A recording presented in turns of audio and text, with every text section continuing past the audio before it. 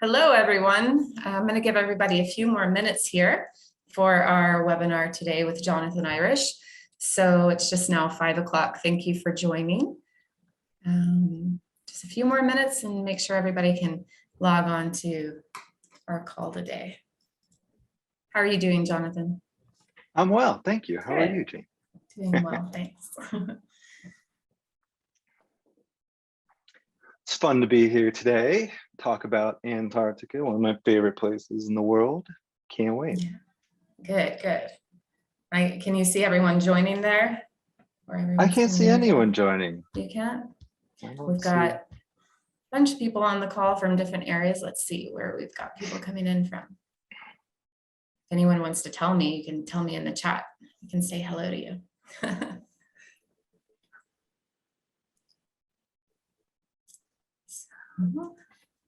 From Boston. Hey, from Boston. I used to live there for a while.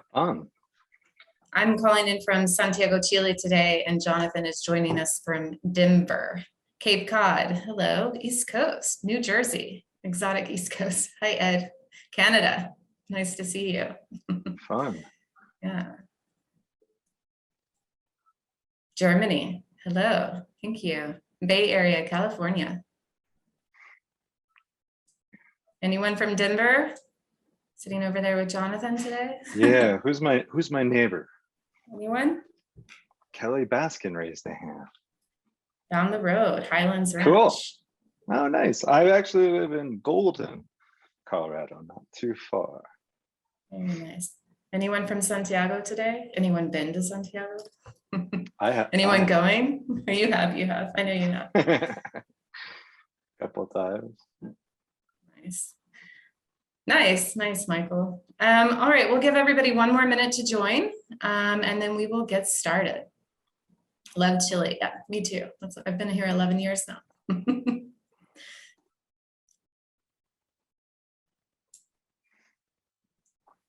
right.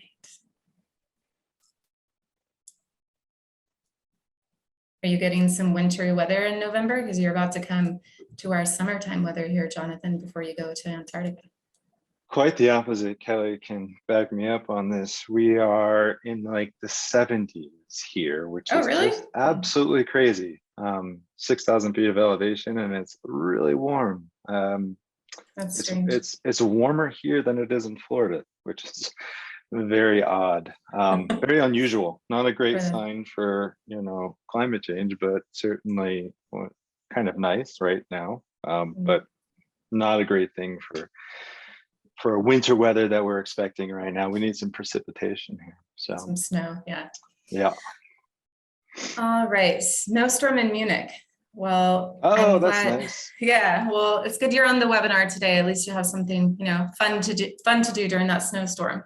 All right, so it's 5:03. So anyone who hasn't joined can catch us later on the video recording of this webinar. I'm Jamie Enzi. I'm with Antarctica 21, and today we're with Jonathan Irish, photographer elite from the United States, who has worked with National Geographic, represented by National Geographic, and has taught photography about Antarctica, our destination of choice today, to many people over the years. So I'm very happy to have you join us today. I'm very excited that you're coming on an air cruise with us soon. And we're here just to hear what you have to say about Antarctica, rediscovering it, because I know you've been a few times, and any photography tips you might have for us getting into Antarctica and traveling there. So, and for everyone on the call today, if you do have any questions, we'll be answering questions at the end of the webinar. So go ahead and pop those in the question and answer area on the webinar, and we'll try to get to those at the end of the call today. So thanks. Over to you, Jonathan. Cool. Thank you, Jamie. So nice to be here, and thanks for welcoming me here. It's an honor to be sharing one of my favorite places in the world, which is Antarctica. I've been a few times. I'm by no means an expert in all things Antarctica, but I know a thing or two about photography, and I'm happy to share just kind of what I'm looking forward to. I'm going to share some gear recommendations for photo stuff as well. And then I'll also share some photo tips, so help you get a few good shots down on the peninsula in Antarctica. So hopefully you're all already booked. If you're not booked, you should book quite soon. It's a place that's just an amazing place. So if you are booked, then this will help you. And if you're not booked yet, then maybe you'll book soon, because it's going to be such a great place to travel to. It's one of my favorite places. I'm just going to do the slide here. So I thought I'd tell you a little bit about me first. I'm a professional photographer. I'm based in Golden, Colorado. I shoot or am represented by National Geographic. I've been represented by them for maybe 14 or 15 years. I've done stories for Nat Geo and quite a few others. My specialty is wildlife, travel, and adventure. And I kind of take a lens of conservation photography through wildlife, travel, and adventure. So it's important to me to share these places, to preserve and protect them for the future, not just to share for sharing purposes, but also to make sure they stay true and pristine. I've been all over the world on different assignments and just personal travel, 100+ countries. I've been to all 7 continents, probably a few times here and there. I've been to Antarctica 6 different times. This will be my 7th coming up here in December. And for me, photography is how I see the world. I mean, it's just how I see. A lot of people say, put the camera down, enjoy the view. For me, I enjoy the view more through the camera lens, and it's just how I see. And I feel like I actually see deeper when I'm taking photos than when I'm just sitting there looking at it, because I'm truly studying it and analyzing it and trying to figure out the best way to capture it. So for me, photography is just my true love. It's something I have always done and how I see the world. So I guess it makes a good profession as well, right? I thought I'd go through a few things that I'm looking forward to on this trip. And the first thing is penguins. I love penguins. They are the funniest, craziest, animated little creatures. I mean, it's one thing to see penguins in the zoo, but it's a whole nother thing to see them in the wild in their natural habitat. And they have just such interesting characteristics. This is a chin strap penguin with its little chin strap there. They're just such funny creatures, and it's super fun to take photos of them. These are the king penguins. These are mostly found in the sub-Antarctic islands of South Georgia, but they can also be seen on South Sandwich Island, just off the coast of the peninsula. They are beautiful and tall. Every once in a while on the peninsula, you'll have the pleasure of seeing an emperor penguin. This is a baby emperor penguin in the middle of 3 adult Adelie penguins. You can see how big emperor penguins are. I've only seen 1 or 2 in the trips that I've been there, but man, what a pleasure to actually be able to see an emperor penguin. So every once in a while, you'll get to see one if you go. My favorite penguins are the Adelie penguins. I think I like them so much because of their crazy googly eyes.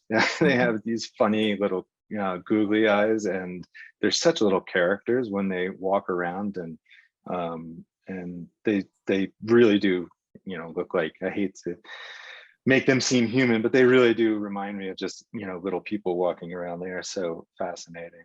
It's super fun to catch them jumping into water. This is an easier thing to catch. You can kind of see as they're about to jump into the water. A much harder thing to catch is them jumping out of the water. You never quite know where they're going to jump and when they're going to jump or where they're going to jump. It's hard to get a shot like this, but really fun when you can get one.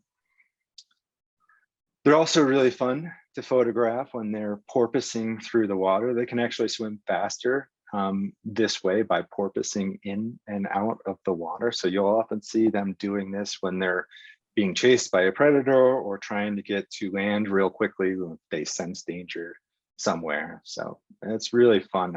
Another thing that's hard to photograph actually is to catch them mid jump, because you don't really know when or where they're going to pop out again. So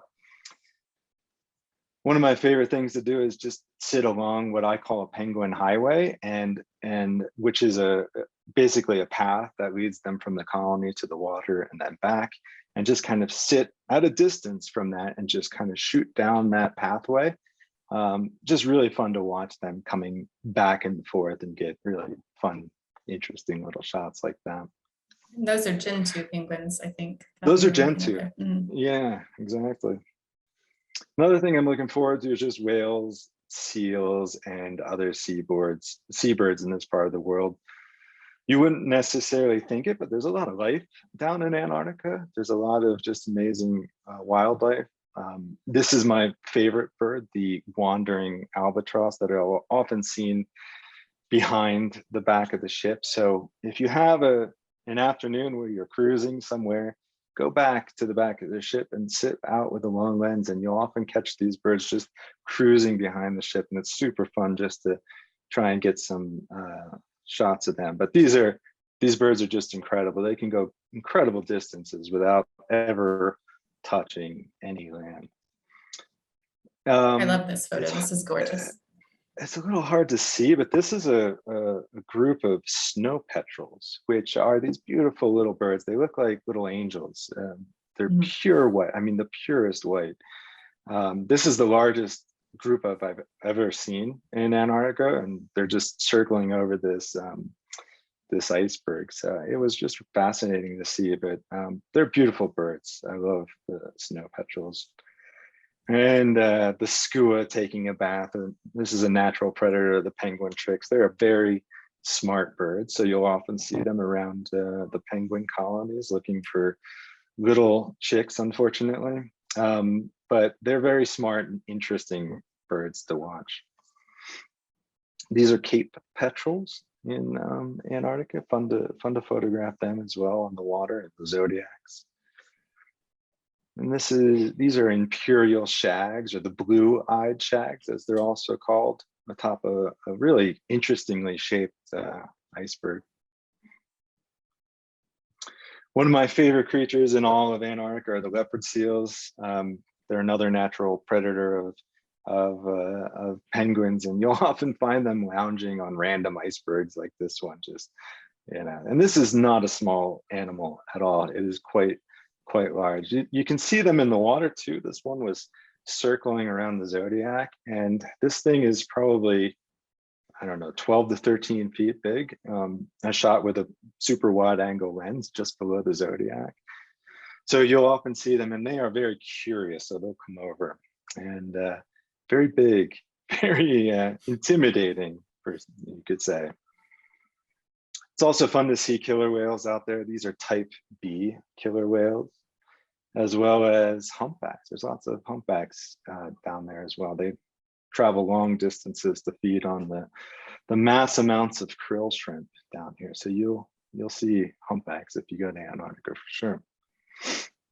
Another thing I'm looking forward to is icebergs. I'm a bit of a iceberg junkie, and I love icebergs in all shapes and sizes. They're just, you know, the shapes that they can take. I truly believe there's no better artist than nature itself, and you know, the different shapes and sizes of icebergs they just never cease to amaze me. I mean, they're just really, really beautiful. There's so many colors of blue in this part of the world. You can get up close to some of the smaller bergs. You shouldn't get up close to the big ones, but the smaller ones, you can kind of sometimes get up close to them, and it just reveals these fascinating patterns of ice. When an iceberg breaks off from the ice shelf, it eventually is doomed to slowly or sometimes quickly melt. And that erosion can cause these intricate shapes and details, which are just super fun to photograph. I never tire of photographing icebergs. It's quite the opposite. Every time I see them, I just get more and more addicted with each visit, just trying to find different shapes and zooming in to get different close-up detail of the eyes. It's just absolutely fascinating. If you can't tell, I like icebergs just a little bit. Another thing I'm looking forward to is the continent itself. For many, going to Antarctica will be your last continent that you've stepped foot on. It's also one of the hardest to step your foot onto. And there's just something about being in a place that you know is really special and really far away. It's really unique, right? With each step, you are likely taking a step where someone probably has never walked in the history of the world ever. Sometimes, and that's not always the case, obviously, because more and more people are going to Antarctica. But just the thought that you can walk somewhere where it's just absolutely pristine, it's kind of humbling and mind-blowing. It's just one of the most pure places in the world. Like icebergs, I love the shapes that the land can take here, and on a calm day, you can get these amazing reflections. It's just really beautiful. Another thing I'm looking forward to is photography. I find Antarctica and this whole area of the world to be incredibly photogenic, in my opinion. There's so much to see in photograph. You would think there's not much there, but there really is. It's really just quite amazing. You can come across amazing scenes like this, which to me looks like a little penguin fairy tale, right? I mean, this just looks surreal. It does. This is one of my most favorite and most popular photos I've ever shot. I call this photo "Go Your Own Way." I talked earlier about how I like to sit along these penguin highways, and I just happened to catch this one little penguin going his other way, and I think a lot of people connect with this little penguin, just because, especially if you're consider yourself an individual or have walked a different path in your life. Yeah, a lot of people really like this photo, and I like it too. I consider myself a bit of an individual and followed a different path in life. So, but there's a lot of color in this part of the world too, despite what you might think. There's just the color everywhere, even though it's not always blue. You know, there's yellows and grays and just beautiful color. Another photograph that kind of looks like it's from a fairy tale land with blue and ice and the little penguins. These scenes are just surreal to me, and this is really one of the only places in the world you can see scenes like this. And you took that one from a Zodiac? Was that from a Yeah, Zodiac? that was from a Zodiac, the previous one. Yep, that was from a Zodiac. And you know, it's just a fun place to hone your photography skills. And there's another one taken from a Zodiac, icebergs and penguins. They always make for great subjects, and in my humble opinion, I never can tire of penguins on icebergs. One last thing I'm looking forward to is skipping the Drake. As I said, I've been to Antarctica 6 times now, and this will be my 7th. In those 6 times, I've crossed the Drake 12 times, and back and forth each way. My experience has been that half the time, it's what's called the Drake Lake, which means it's calm and not living up to its normal reputation. And then the other half of the time, it's called the Drake Shake, which means there's a reason why it's considered one of the most dangerous crossings in the world. The convergence of 2, in fact 3 oceans, the Southern Ocean, the Atlantic, and the Pacific, create this shifting, dramatic swells. I've seen really big waves here, and I've seen the entire ship locked down for 2 days, crossing the Drake, both there and back, trying their best not to get seasick. Most fail in that endeavor, unfortunately. I have a kind of an unpopular opinion that I think the Drake is a rite of passage for many people, but that's also because I don't really get seasick for some reason. But those who get seasick do not like the Drake, and I'm super glad not to be crossing the Drake, not only just for a comfort level, right? Like flying over the Drake is way more comfortable than crossing it for 2 days, but also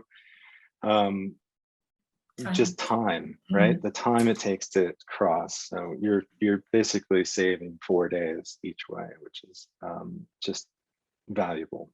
Everyone's time is valuable, right? So I'll quickly go through some Antarctica recommended photo gear. The first I'd say is follow the packing list and watch your baggage weight. It's easy to get kind of overweight with camera gear. And I'll give you a few tips as to how to not go overweight and what you essentially need. But it's really important, especially when you're on a plane, to follow the packing list and watch your baggage weight. Jamie, do you know offhand what the baggage weight is? Is it like I believe it's 20, 20 kilos. 20 So, kilos, which is about yeah, 45 pounds. So, around that, yeah. So we can't go over that for the airplanes, yeah. So you and gotta that keep it includes your small. camera gear. I mean, oftentimes my camera gear will be almost that by itself, and I'll sacrifice clothing. But on this, I pare it down as well because it's super important on flights. So, And we're casual too, so you don't have to, bring your yeah. tux and fancy dresses and things like that. So you can keep it, just easy clothes. And another thing I want to say up front, and that it's whether you're taking a picture on an iPhone, point and shoot, or an interchangeable camera, or an interchangeable lens camera, such as a DSLR or mirrorless, it really doesn't matter. You can get great shots no matter what. For this presentation, I'm going to focus more on the interchangeable lens system because that's what I shoot, and there's a bit more technicality to that, and you got to be a little bit more conscious of some things. But if you're just planning to bring an iPhone or a point and shoot, don't be intimidated by this presentation. I think you're still going to learn some tips and tricks to come back with some great images. So if something's over your head that I'm saying, just kind of ignore it. And the next one probably will be more applicable. So you definitely need a great camera bag, and I have no affiliate links in here or anything. I don't get paid by anyone to suggest these things. These are things that I have found in many years of traveling of different camera bags that really work well. What you really want to have for an Antarctica trip is something that's either waterproof or water resistant. The dry zone GoPro is waterproof, so really good camera for Zodiac splash, or a really good bag for splashes of a Zodiac. I travel almost extensively or exclusively with the Think Tank bag, which is the backlight series. It's more of a adventurous camera bag, and it just has really good protection, and it also has the ability to pull out a rain cover from the top and cover it if the weather gets really bad. The point is that whether it's these bags or a different bag, you need a really good camera bag to keep your cameras clean and dry. I would suggest like a rain and snow protection. Again, this is another Think Tank product, but basically it's a small rain cover that can fit in any camera bag. It's very lightweight. And if it starts really dumping snow, which is more likely, or you need, it's a rough day on the Zodiac and, waves are splashing over, you're going to want something that can protect your camera while you continue to shoot. So I always have one of these in my camera bag all the time. I never leave home without this. And again, just a recommendation on camera straps. This is the strap that I use. Just has a double harness to be able to shoot telephoto and wide angle at the same time. But you don't have to get this one. You're gonna have, any camera strap will do. The important thing is that you have a strap, because you're gonna need to have your hands free for getting in and out of the Zodiac or just walking around. Sometimes you want to get your hands warm if you don't have gloves. But you need a camera strap. So I would suggest something like this or a different one. Now, getting a little more technical on the lenses, these are the lenses I'm bringing. And you really only need 2 to 3 lenses. I will shoot 90% of everything with a 24 to 70 millimeter lens. I think that's just a great all-around walk-around zoom lens. I do like to have a super wide angle lens for kind of getting close, not close, but laying down and getting super wide angle views of things. And then you need some kind of telephoto, lens as well, whether it's a 70 to 200 or a 100 to 400 or 200 to 600. You need something that you can get a little bit more reach in. But these are the lenses I'm bringing. And I suggest you limit the number of lenses, just pure purely because of weight. You can also add a teleconverter on here, which is something that can either double or 1.5 extend the reach of a lens. So if you're thinking you need a longer lens, leave the longer lens at home and bring an extender or a teleconverter.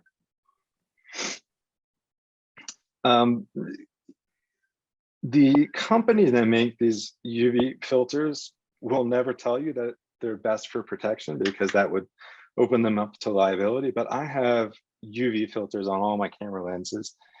And even though they're meant to be more of a haze filter, they're super good for just protecting the front glass of your lens. So I would highly suggest you use these.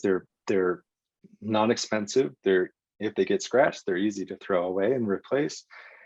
Much easier than the glass on a lens if that gets scratched or something. It's just a generally good idea to have protection. A lot of the suggestions here are about protecting your gear because the weather can be tricky down there. And this should kind of go without saying, but you should have more batteries and memory cards than you think you need. This is what I'm bringing. I have 6 batteries on me at all times and different memory cards for different cameras. You don't need these by any means, but you should have more. The worst thing you can do besides dropping your camera in the salt water is to run out of battery or to run out of memory cards. Don't do it. It's been probably 10 or 15 years since I've ran out of a battery or a memory card, and that's because there have been times I've done it and it really is not fun. Anyone who has done it before knows how it can be really frustrating. So bring more than you think you need. These things are not heavy, they don't take a lot of room, and they will keep you shooting. I recommend like fingerless gloves or mittens. I like this pair. This is what I use, but any kind of fingerless gloves, you want to be able to access controls, and camera gear is tactile oftentimes. So I would suggest fingerless gloves of some kind. I bring lots of microfiber cloths as well. I buy these by like the dozen. These are the ones that I like, but doesn't matter what it is, as long as it's a cleaning cloth that you can bring. I'll have 6 to 8 to sometimes 10 of these in my bag at all times. And if I need to clean something, they're always there. Last photo gear recommendation is I use 2 external hard drives. And the reason I use 2 is, and obviously you need a laptop to use these. So I bring a laptop as well, but it's important to back up your data. You want to have your data on one drive and have it a replica of that data on the second drive. So when I'm downloading images, I put them on 2 drives. That way I can put one in my carry-on bag on the way home, and then I can put one in my check bag. And if you ever need, or if something gets lost, if your check bag gets stolen, or your carry-on gets stolen, or your check bag gets lost, you always have a backup. As a photographer, data and photos are my currency, so this is super important to me. But if you want to make sure your memories return home with you, at least your photo memories, then this is a great system to do it. And these are the hard drives that I use. And they're super rugged. They can be dropped, and they'll. Have you tested it? Yes, I have tested it. So I'll go through a few photo tips to get good photos down there. Biggest thing to me, and I see this a lot, is you should practice before you arrive. I think one of the worst things you can do is buy a new camera, wait to get to Antarctica, and then expect that you can immediately know how to use it. And what a shame, right? You've spent time and money to go all the way down to this place that suddenly you're spending your time focusing on trying to learn something that you could have easily spent the time to learn ahead of time. And this happens, I can't even tell you how much it happens. And I bet there's even someone on this call that was going to do this that's not going to do it now, because I just said this. But take your dog out in the backyard, go to the zoo, go find birds, do something, but know your camera before you need to use it. Join a camera club, ask people, whatever it takes, just join, just make sure you practice before you arrive, because you don't want to be fumbling with settings and controls when you get into a beautiful place like this. You want it to almost be intuitive, not fully. For me, it's intuitive. I don't need to, remember all this stuff, but even I practice before I go. So I think it's a really important thing. This is also a little harder to do. I always bring 2 camera bodies if possible. One always has a telephoto, like the 70 to 200. The other one usually has a wider angle, or a mid-range, like the 24 to 70 or the 12 to 24. The point is that you don't want to be changing lenses in an open air environment, especially when it's windy.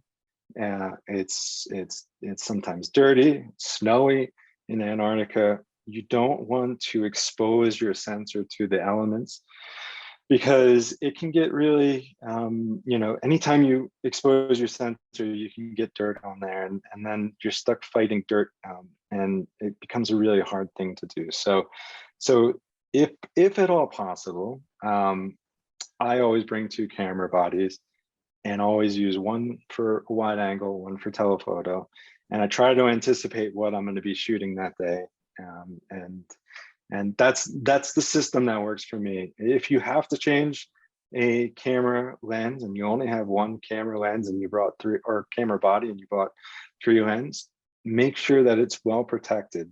Put the jacket over your head, have someone stand there, have someone help you with protecting from the wind.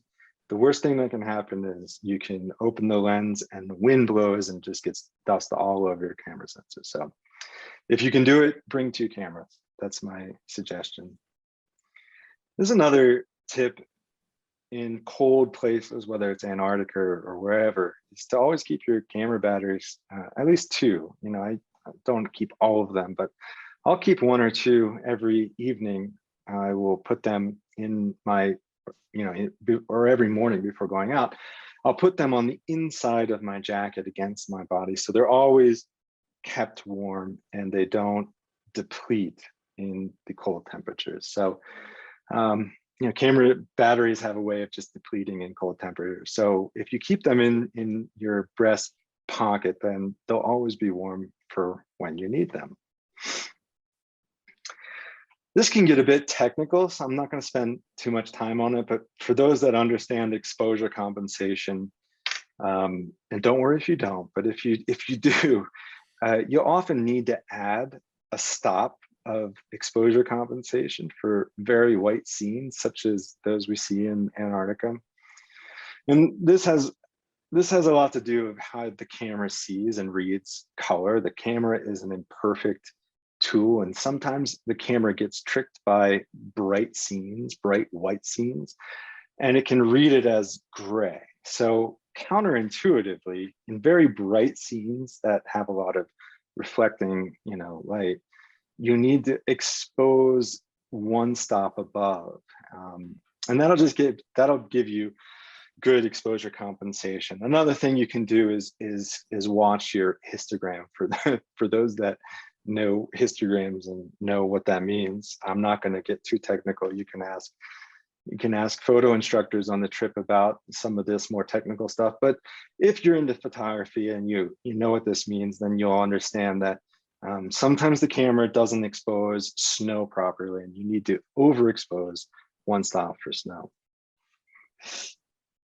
I suggest leaving the tripod at home. This can be a little, there can be a lot of different variations on this. The first time I went to Antarctica, I brought a tripod, and I didn't use it very much. I think I used it maybe once or twice, and for several reasons, not just because they are heavy, but also because you really don't have a lot of chances to use a tripod in Antarctica.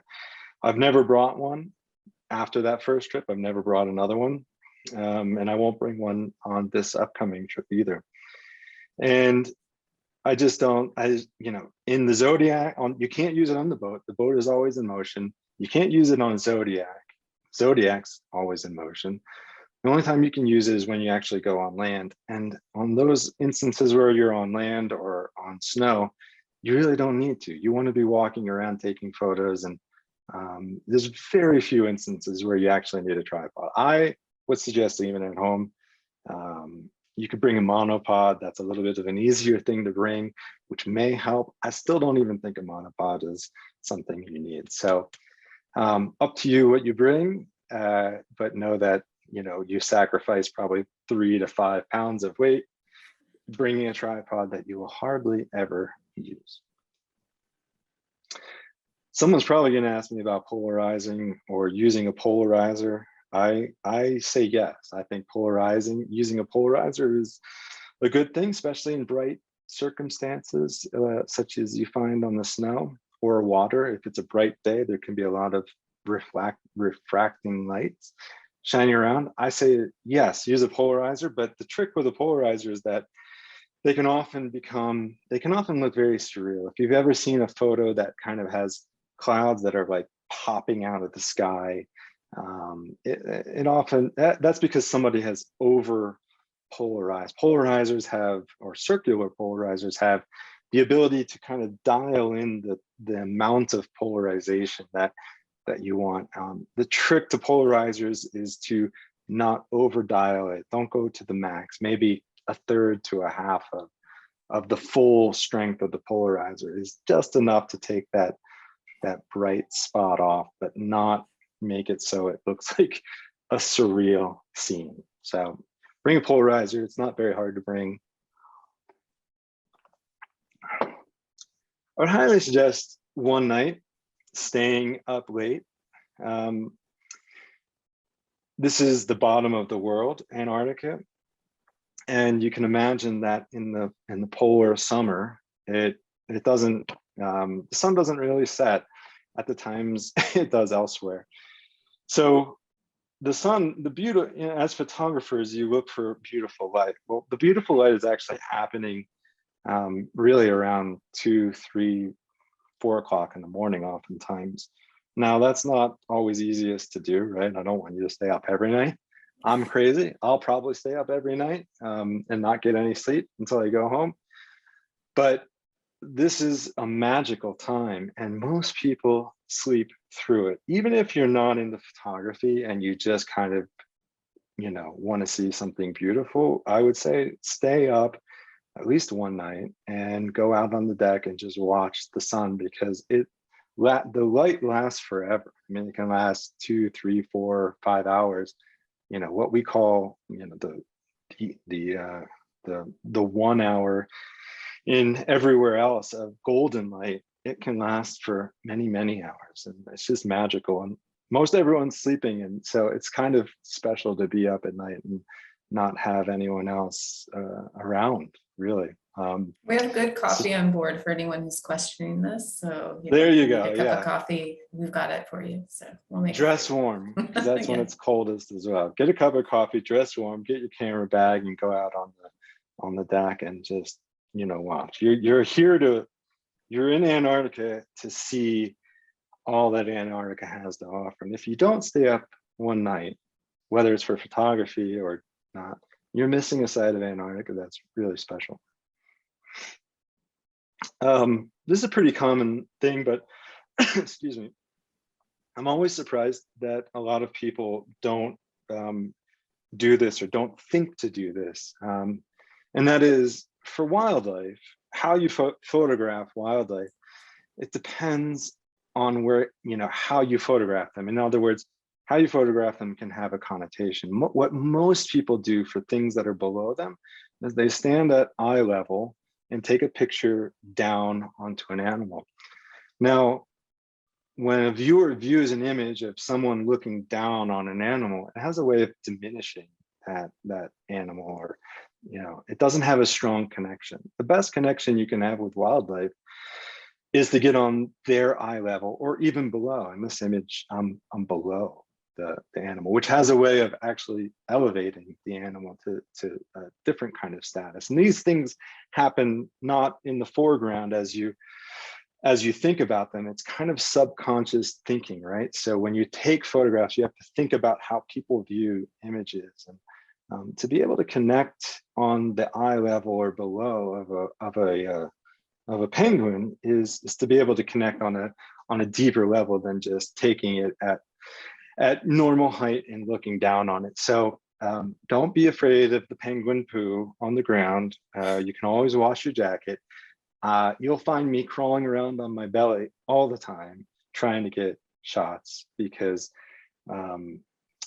that's where I think the interest more is. So do yourself a favor, even if you just bend down on one knee, get down and get animals, whether it's a penguin or anything. And this goes for anywhere else in the world too. If you take pictures of your dog out back, get eye level, get down on their level, and the viewer will connect with that image more than they would. Don't forget details. In photography, details are so important. Another thing people do, I find a lot, is to stand back and take the entire bird. This bird is called the blue-eyed shag. There's a reason why it's called the blue-eyed shag. If you stand back and just take a picture of the bird, you might kind of see the blue eye. But if you can kind of get up close and show the detail of why it's called the blue-eyed shag, then that's a more interesting photograph. So not only don't forget to get on their eye level, but don't forget to zoom in and zoom out as well and get more detail. This is another thing that might be common sense, but I often see a lot of people forget to do, and that is in the morning before you go on the Zodiac, you usually have, some time while everyone's lining up and waiting to go. What I do is I take my camera gear out of my room, which is, a warm environment, and I bring it out into a cold environment, and I open the bag and I just sit out there in the cold environment and let the gear acclimate to what I will eventually be photographing in, the colder.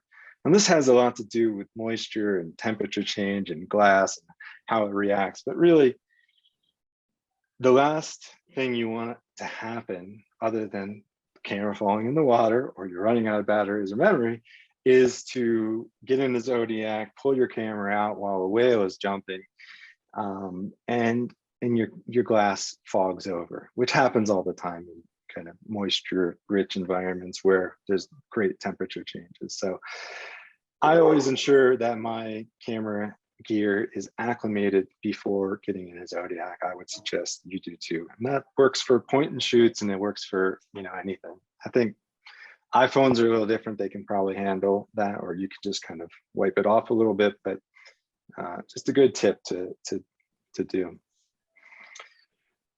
I would tend to stick with high shutter speeds in Antarctica, and I'm talking 1/800th of a second or faster. I can often be shooting 1/2000th of a second. And the reason is that there's just a lot of motion, right? In the Zodiac, it's always bobbing. There are, action happening. The whale tail is going up, the penguins jumping in the water. Faster shutter speeds will help you stop that motion better. I, as a rule, tend to not try to go below 1/800th for longer lenses. You can cheat on that with shorter lenses as well, 1/500th of a second, but don't be afraid of higher ISOs. ISOs you can fix. You can always fix noise. You can't fix sharpness. And when I say fix, I mean in post-production, you can take noise away for higher ISOs, but you can't fix sharpness in post-production. Well, that's not always true, but for the most part, it's true. So stick to higher shutter speeds. The best, Jamie, I'm going to ask you a question. Do you know when the best time to take a horizontal shot is? Can I say all the time? But it's pretty close. The answer is after you've taken a vertical one. All right, see, and basically the point is that so vertical is the all the time, and then you go back and crop horizontal. Well, is that what you're trying to say? There's not Nice try. There's no real rule. The rule is that you should be experimenting, right? A lot of people ask me, are you shooting this portrait or horizontal? And the answer always is, I'm shooting both. I'm shooting it zoomed in, I'm shooting it zoomed out, I'm shooting it portrait, horizontal. I change and experiment, trying to figure out the best way. So I would say, when you're taking a shot, don't just take one. And I'm not trying to say take lots and lots of shots, but experiment with photography, because that's where you find the gold. And there's an old saying at National Geographic is for photographers, they say, they call it dancing around the teacup. So if you imagine a teacup, you dance around it, you go above it, you go below it, you go to the side, you dance around it until you find the best way to share or capture that teacup. So I do the same thing with wildlife, or pretty much any shot, is you dance around until you find something that works. Just a few more tips here. Don't zoom in too much in camera. You can crop later. There's a lot of action. The tendency is to want to zoom in and get it perfect in camera. Most other places in the world, I suggest that tactic. I think Antarctica is one place where I would always try to leave a little bit more room and just you can always crop afterwards. If I were trying to get this shot of Cape petrels flying, it's nearly impossible to get this perfectly on camera, just because, you know, it's just it'd be too hard. You'd end up cutting something off. So you give yourself a little space and then you can crop later. You don't need flash. In fact, you don't want to use flash. This is not a character that you want suddenly a flash going off in front of. So switch off your flash. It's just not respectful to wildlife. And this is my last point of photo tips in Antarctica is please respect the wildlife. There is a rule. There is an Antarctic rule. It's not an Antarctic 21 rule. It's an overarching IATO, which is the organization that oversees travel in Antarctica, that says the 5 meter, you have to stay 5 meters away from wildlife, which is about 15 feet or so. And wildlife can come to you if they want to break that rule, but you should not approach them in that way. And I see, unfortunately, in my many trips to Antarctica, I see a lot of people not respecting that rule. And it always breaks my heart a little bit. This place is pure and special, and there's a reason why it's pure and special, and it's important to keep it that way for forever, for as long as we can. So last photo tip, if you want to zoom in or catch something like this, use your zoom lens and stay 15 feet apart. That would be my suggestion. That's a good one. I was gonna give Jamie a little moment to talk about different itineraries you guys have. Yeah, so thank you. And thank you for all those tips. They're all very good. I'm going to switch this up a little bit and talk about Antarctica Express first, which is the last one here on our air cruise itineraries.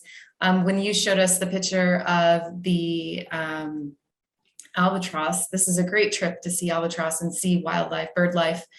So if you're an avid birder or getting into birding, I know that's something people are getting into these days. This is a great trip for that, because we do actually cross the Drake one way and we fly back on the other leg. And it's a quick, nice, short trip, introductory trip, but you do get to see a lot of that bird wildlife on the crossing and get to take great pictures like some of the ones that you saw in Jonathan's presentation. Classic Antarctica, going back over to the other side here, is our most popular itinerary. It's a 7-night adventure with us, 5 nights on board on the peninsula, and a really great way to see, pretty much all of what Antarctica and the peninsula is all about. It's a, flight. So you fly there, you fly home. There's no Drake Passage on that, and that's what you're doing, right? You're on the classic with us here in December.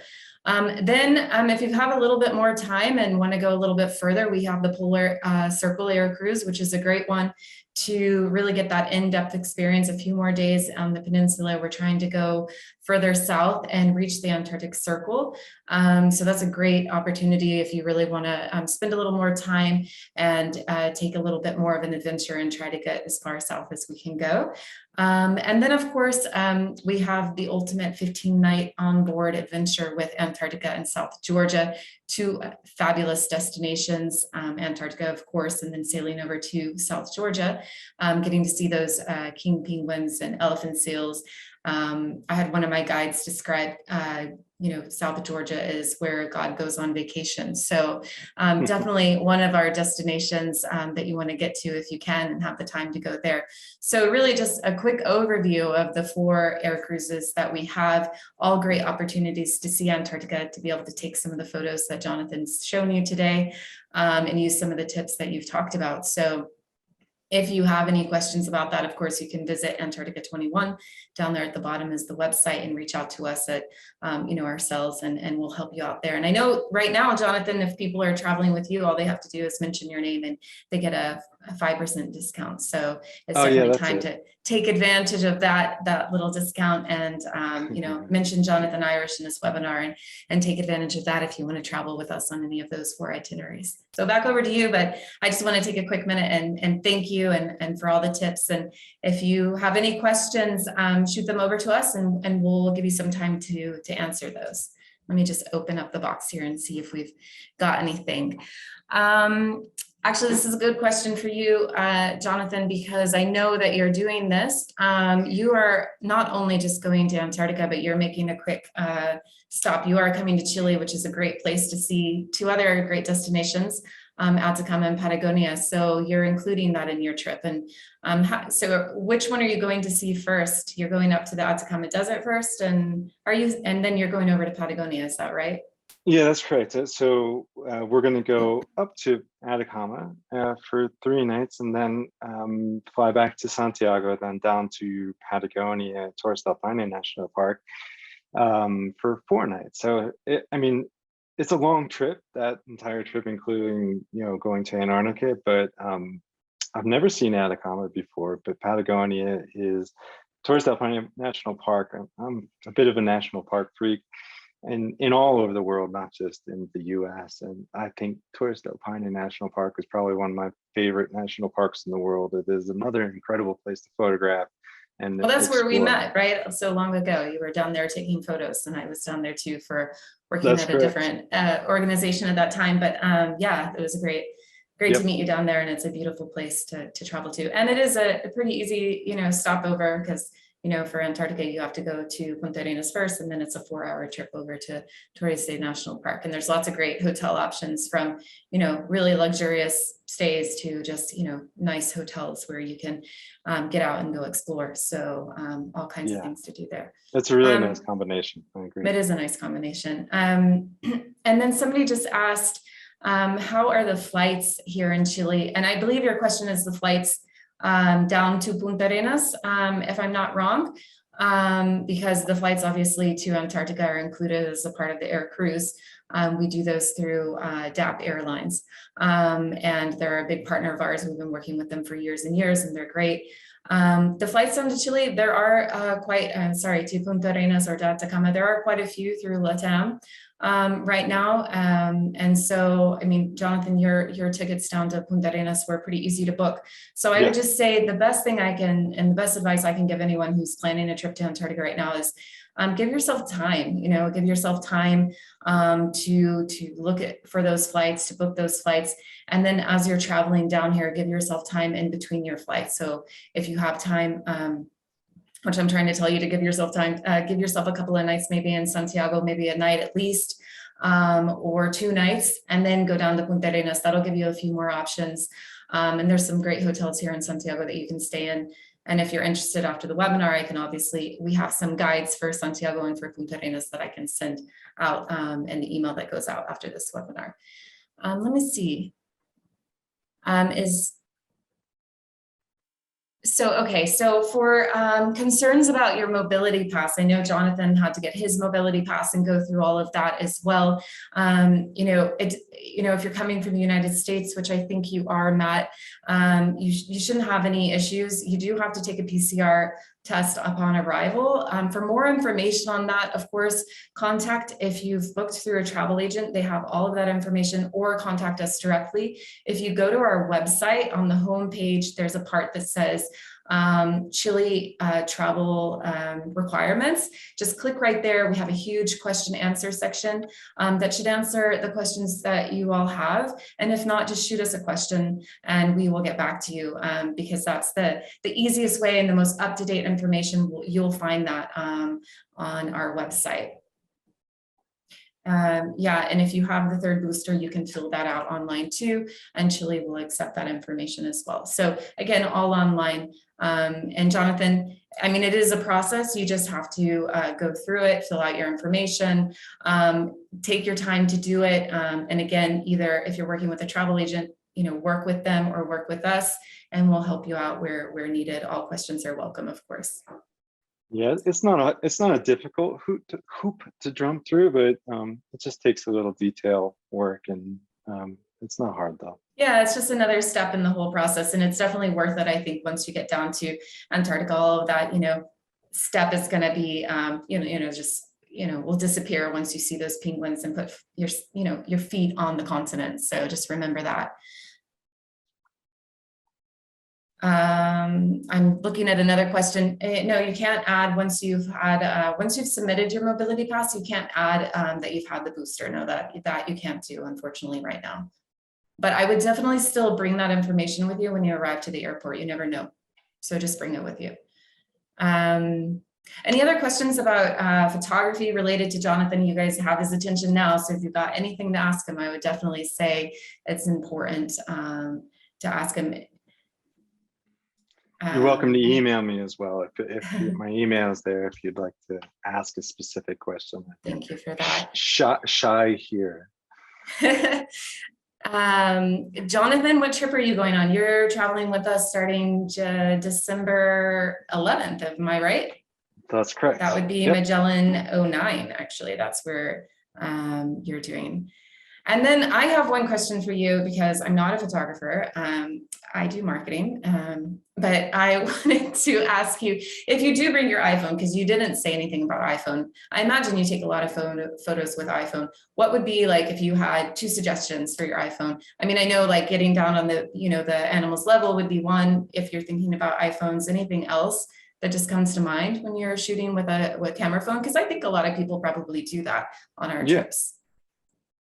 I mean, the same rules apply, getting down and getting closer and zooming in, zooming out. I mean, they're the same rules apply. In fact, you can often do a lot more fun stuff, right? I think like the video on mobile phones is amazing, and it's often not as easy to shoot video on other cameras and stuff. So I will use a mobile phone more for video oftentimes if I want to grab clips or stuff. But fun stuff like slow motion or time lapse is fun as well with cameras. So just using cameras for different reasons and different ways is really a fun and good way to utilize yet another camera in your pocket.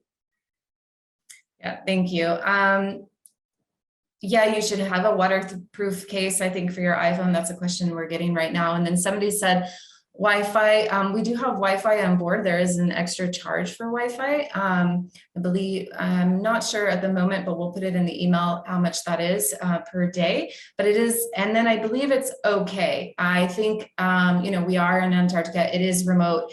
I mean, it's not going to be as fast as you're used to. Maybe if you're in Houston, Texas, or New York or somewhere like that, and you've got like the ultimate Wi-Fi at your house, or plan or whatever. But it does work. You can email and use it for that. You can upload things.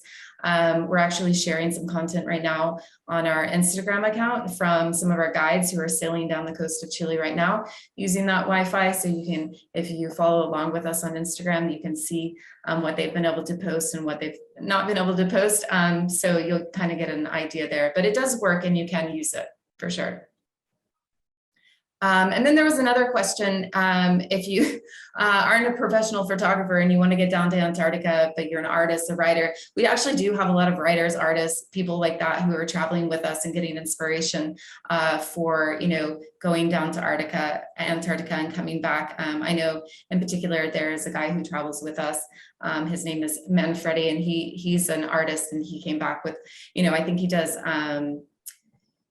fashion, but anyways, he came back from Antarctica and had like a different perspective on fashion and things like that. So he was a traveler who came down with us and kind of took something else away with it. A lot of, people from all kinds of different, I would say, work environments come down and travel to Antarctica and take something back with them. I think, wouldn't you say, Jonathan? I'm sure you've met a lot of people who've traveled down there. Yeah. Oh yeah. So it's for everyone, really. Everybody gets something out of it. I think that is all the questions. I don't know if let me just, can we bring an HD video camera? I imagine you can. Just think about weight again. I think Jonathan's, comment on your iPhone or your smartphone, taking good video would probably work out. So I think that's probably the last question when it comes to photography. And GoPro, of course, you can use that. I think Matt is just popped in with that. So yeah, definitely a GoPro. Drones aren't allowed, so don't bring your drone. You have to have special permitting for that. So, if you're planning on that, don't pack it. And that is it. So I really appreciate everybody tuning in today. Jonathan, thank you so much. It's nice to see you again. I hope you have an amazing trip. Thank you, everyone. Antarctica is a really special place. I'm, just excited that you get to come down with us and try out the air cruise and get to skip the Drake this time. So, thanks for joining us. We'll see you soon. And follow along on Instagram, because I know you're sharing a few photos before and after of Antarctica. So you guys take a look there too. So thank you all and take care. Thank you all. Bye, Jonathan. Ciao. Bye-bye. Ciao. Ciao.